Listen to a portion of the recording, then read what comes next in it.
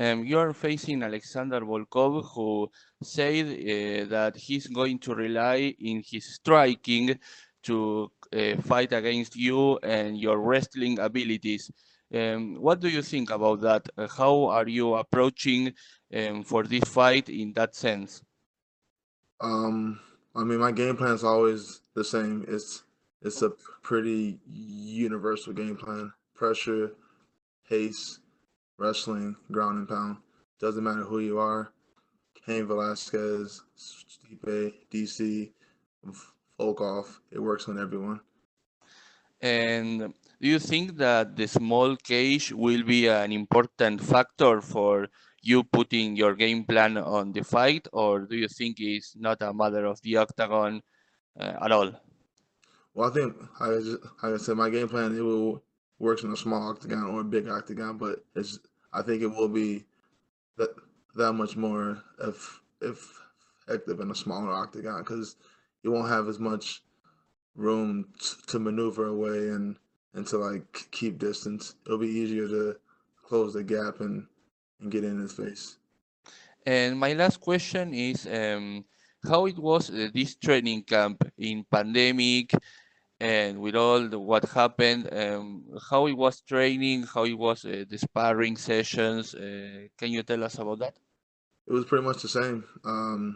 I had my sparring partners. We sparred at the same time in the same spots. So I know a lot of people are under the impression that because of the pandemic, it's hard to train. But for me, it was pretty much the same.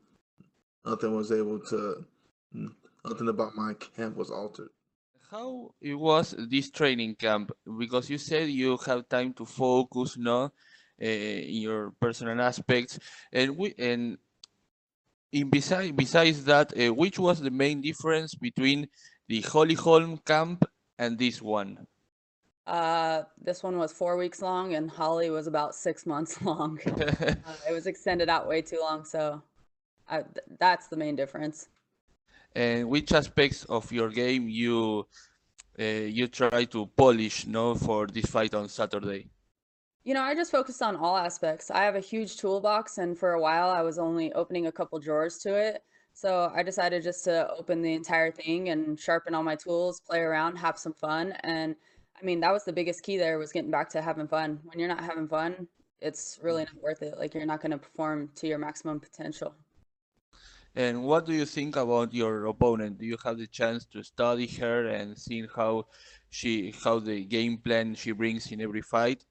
Oh, of course. I mean, being a female athlete and knowing the struggles that we went through to get to where we're all at today, I mean, I've watched all these girls from a lot of their first fights and so on. So, I mean, we obviously know what she's about and stuff and whatnot, but my main focus was just focusing on me.